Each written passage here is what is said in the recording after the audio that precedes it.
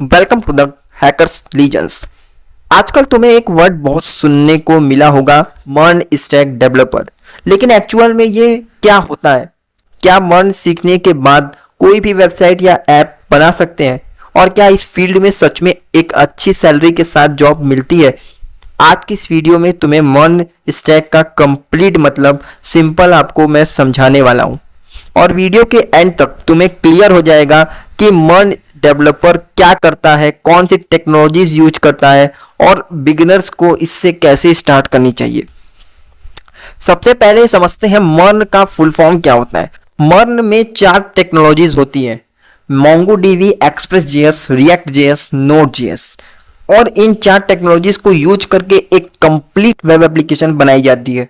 Simple language अगर मैं आपको बताऊं तो एक मर्न डेवलपर वेबसाइट का फ्रंट एंड भी बनाता है, बैक एंड भी हैंडल करता है और डेटाबेस भी मैनेज करता है। ये सारी चीजें एक कंप्लीट सिंगल मैन जो मर्न डेवलपर है वो हैंडल करता है। अब फ्रंट एंड और बैक एंड का क्या मतलब होता है वो समझो। फ्रंट एंड का मतलब वेबसाइट का वो पार्ट जो यूजर को दिखता है, जैसे buttons, images, login page, navigation bar, dashboard, ये सब फ्रंट एंड होता है। और मर्न स्टैक में फ्रंट एंड बनाने के लिए रिएक्ट यूज होता है। लेकिन रिएक्ट क्या होता है? रिएक्ट एक पॉपुलर जावास्क्रिप्ट लाइब्रेरी है जो मॉडर्न यूआई बनाने के लिए यूज होती है। जैसे इंस्टाग्राम आपने देखा होगा, फेसबुक और नेटफ्लिक्स जैसे बड़े ऐप्स आपने देखे होंगे। तो ये सारे जो बड़े प्लेटफॉर्म्स हैं ये रिएक्ट यूज करते हैं, जिनकी मदद से ये अपने यूआई को डिजाइन करते हैं। रिएक्ट की खास बात ये है कि इसमें कंपोनेंट्स बनाने वाला सिस्टम है। मतलब वेबसाइट के छोटे छोटे रीयूजेबल पार्ट्स जैसे navigation bar, read side bar, produce card component एक बार बनाओ और बार बार अपने वेबसाइट में कहीं भी यूज कर सकते हो। अब बात करते हैं हम लोग बैकएंड की। बैकएंड वो एक हिडन सिस्टम होता है जो वेबसाइट के अंदर का लॉजिक हैंडल करता है, जैसे लॉगिन वेरीफाई करना, डेटाबेस से डेटा लेना, ओटीपी भेजना, पेमेंट प्रोसेस करना। और मर्न स्टैक में बैकएंड बनाने के लिए नोड.जेएस और एक्सप्रेस.जेएस यूज होता है।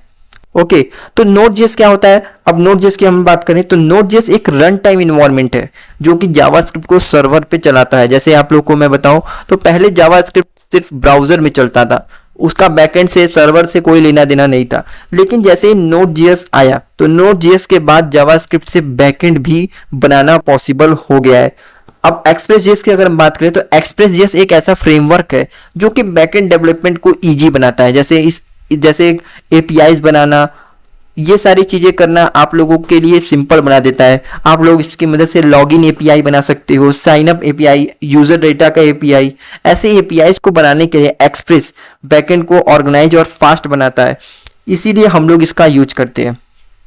अच्छा, अब बात करते हैं दोस्तों मोंगोडीबी की, जो कि डेटा को स्टोर करने के लिए काम में आता है। ये एक डेटाबेस है। तो मोंगोडीबी एक डेटाबेस है जहां वेबसाइट का डेटा स्टोर होता है। जैसे यूजर नेम हो गया, कोई भी यूजर आया आपके वेबसाइट पे, आपने कोई वेबसाइट बनाया तो कोई यूजर आपके वेबसाइट पे आएगा तो लॉगिन करेगा ताकि पता चल सके कि वो एक ऑथेंटिकेट यूजर है, बॉट नहीं है। तो यूजर जैसे ही आपकी वेबसाइट पे लॉगिन किया तो उसका यूजर नेम, उसका पासवर्ड, उसका कमेंट, उसका पोस्ट, उसके ऑर्डर्स जो भी आपकी वेबसाइट पे वो कर रहा है, उसके कार्डिनल्स वो कहाँ स्टोर होंगी? वो एक डेटाबेस में स्टोर होंगी। और मर्न में डेटाबेस मोंगोडीबी है तो मोंगोडीबी में जाके हमारे जितने भी यूजर्स होंगे उनका डेटा स्टोर होता है।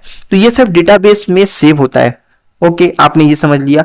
अब देखो MongoDB Jason like JSON like format को यूज करता है जो कि बिगनर्स के लिए काफी ज्यादा इजी बना देता है। अब एक सिंपल एग्जांपल सुनो जिससे कि आपको मर्न स्टैक के बारे में कंप्लीट आइडिया लग जाएगा।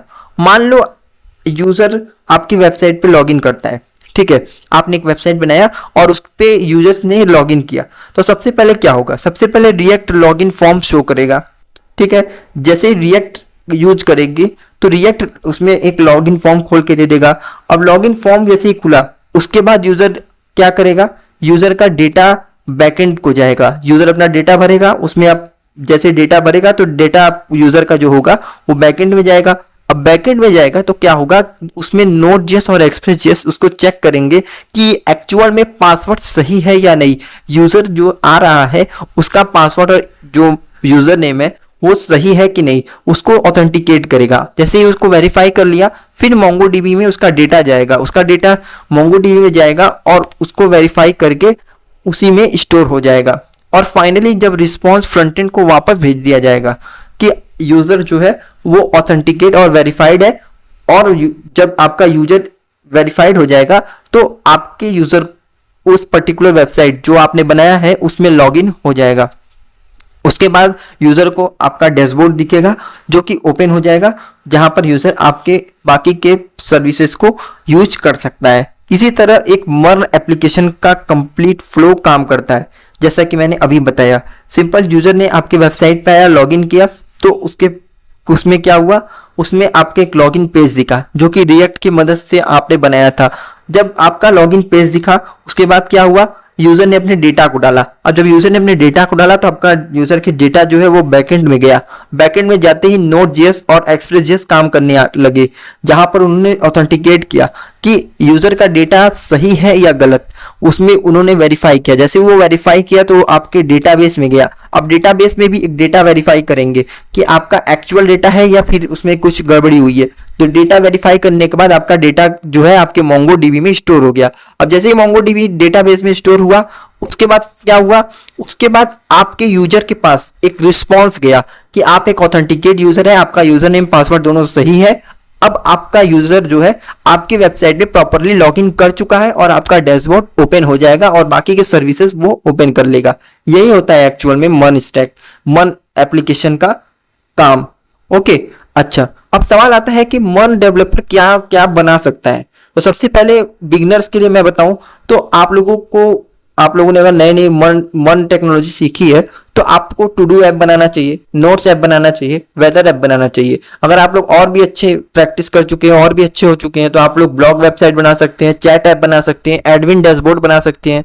अगर आप लोग इसमें मतलब कि आप लोग अब काफी ज्यादा एक्सपीरियंस्ड हो चुके हैं तो आप लोग ई कॉमर्स वेबसाइट बना सकते हैं विद द हेल्प ऑफ मन टेक्नोलॉजी। जी हाँ, आप लोग MongoDB, रिएक्ट, एक्सप्रेस और नोड, इन सभी की मदद से आप लोग ई कॉमर्स वेबसाइट बना सकते हैं, रियल टाइम एप्लीकेशन बना सकते हैं, AI बेस्ड वेब एप्लीकेशंस बना सकते हैं। मतलब एक मर्न developer complete full stack project भी बना सकता है। अब बिगिनर्स के लिए मैं कुछ रोड मैप समझाना चाहता हूं जिससे कि आप लोगों को आइडिया लग जाएगा किस प्रकार से स्टार्ट करें। तो सबसे पहले अगर आपको कुछ भी नहीं आता है तो आप लोग सिंपल HTML और CSS को स्टार्ट करो। आप कहोगे भाई ये बहुत पुरानी टेक्नोलॉजी है, तो ये तो AI वगैरह भी स्टार्ट कर देती हैं। तो देखो, AI वगैरह जरूर जनरेट कर देते हैं, लेकिन आपको इनिशियली आपको ये बूस्ट चाहिए। तो आप लोग कुछ अभी इसके पहले कोडिंग नहीं किए हो तो आपको सबसे पहले एक टेस्ट चाहिए। तो टेस्ट के लिए आप लोग HTML और CSS को सीखो, जिससे कि आप लोग एक प्रॉपर वेबसाइट तो नहीं लेकिन आप लोग एक वेबसाइट बनाने लायक बन जाओगे। फिर उसके बाद आप लोग जावास्क्रिप्ट पे टाइम लगाओ, जावास्क्रिप्ट सीखो, उस पर आप लोग उसको डिटेल में सीखो।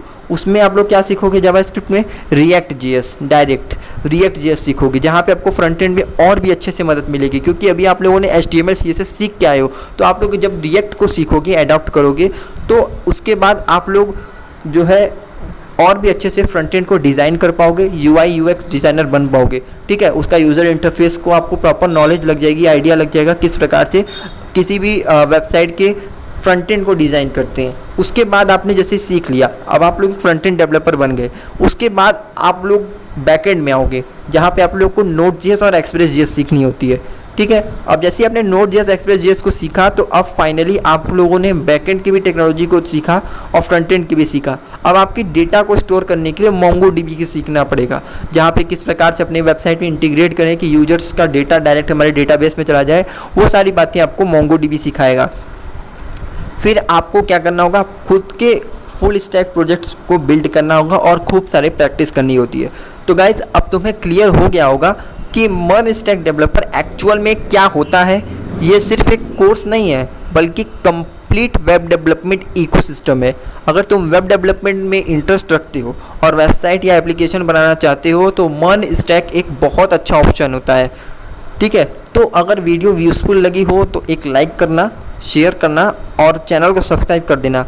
आप चाहते हो इसी तरीके के वीडियोस आए या फिर आपकी कोई और आइडिया है जिसे आप लोग मुझसे कमेंट में पूछना चाहते हो तो आप लोग कमेंट में लिख सकते हैं। मैं आपके लिए ज़रूर से उस आइडिया पे काम करूँगा अगर मुझे अच्छा लगा तो। ओके, तो मिलते हैं अगले वीडियो में, तब तक के लिए keep learning, keep exploring. Thanks for watching.